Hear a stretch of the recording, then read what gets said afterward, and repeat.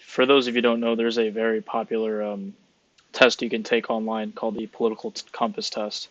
It's supposed to measure, where you lean politically, whether it's authoritarian or libertarian, basically how much power you think the government should have, and then, left to right, basically, are you more conservative? Are you more liberal? How do you think the markets should be? Things of that nature.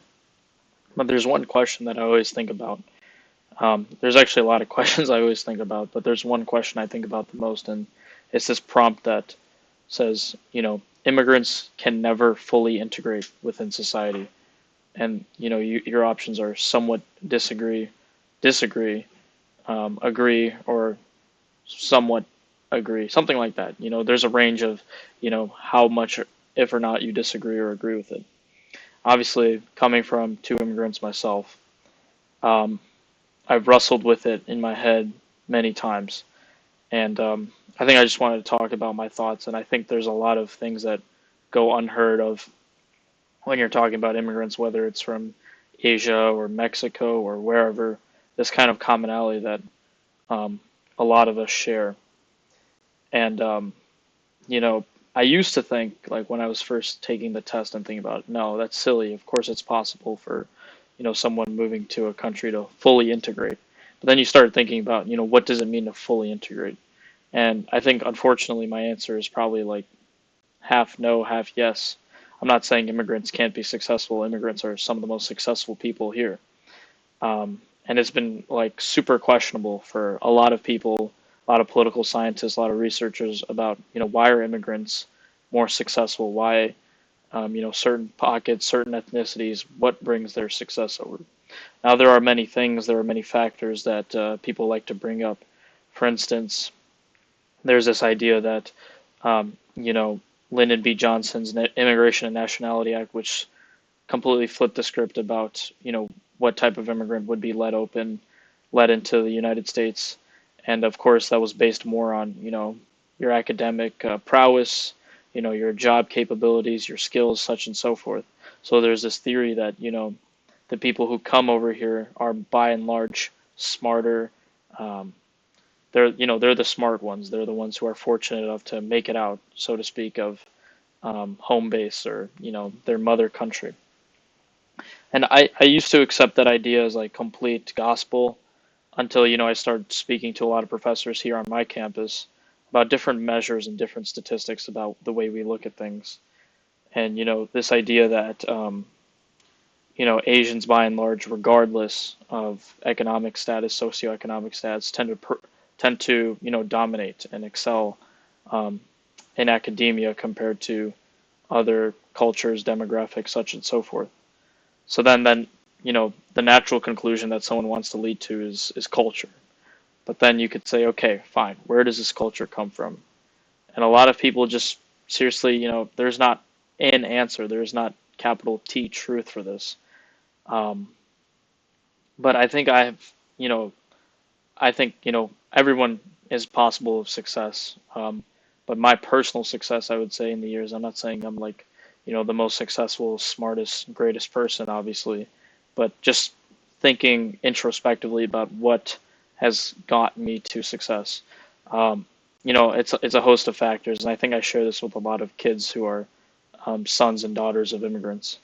Um, a lot of people used to call me, a lot of teachers used to ask me, you know, they used to ask me one thing. I didn't realize how funny it was until after the fact.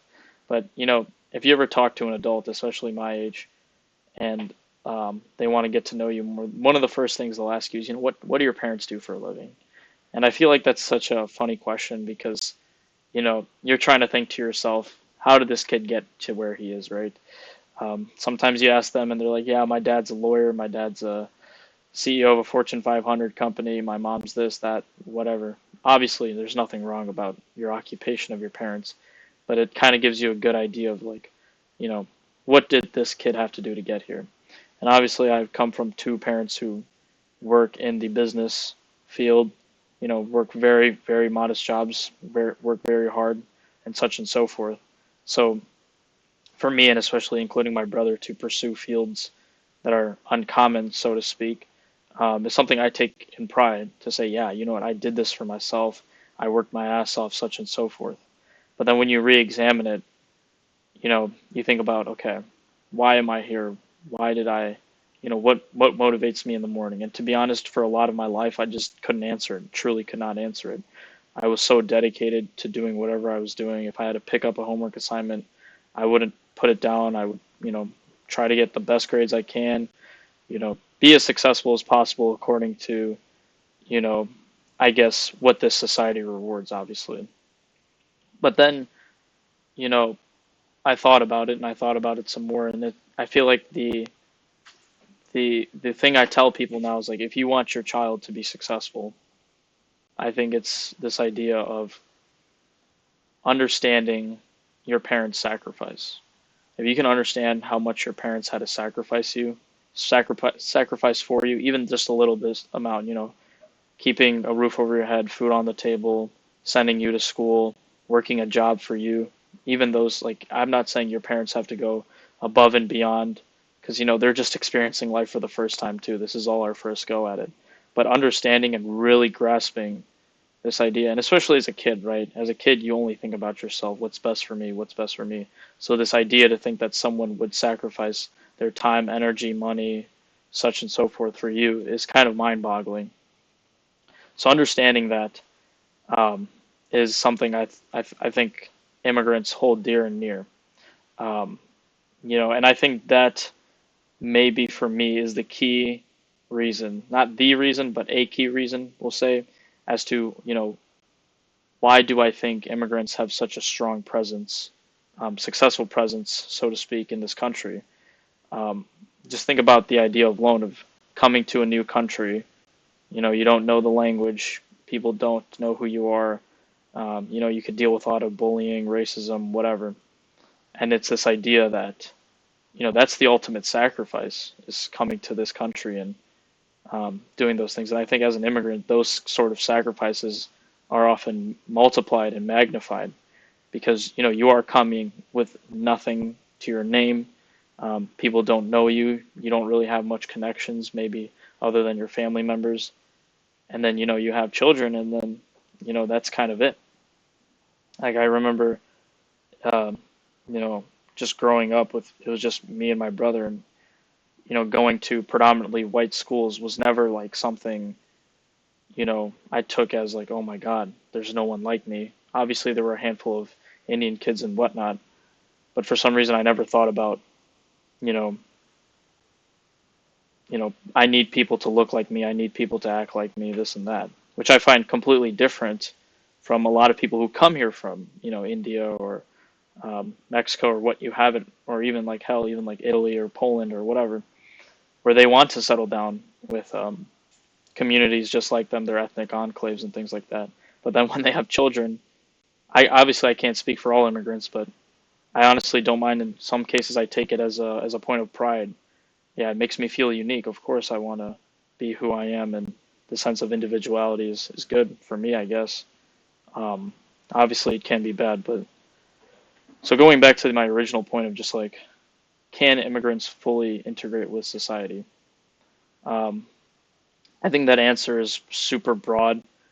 Full integration is hard to understand. Um, but I would still have to veer towards no. But I think it can be a prideful no. Like, yeah, we're going to be here. We're going to respect this country. Um, and we're going to set a new standard.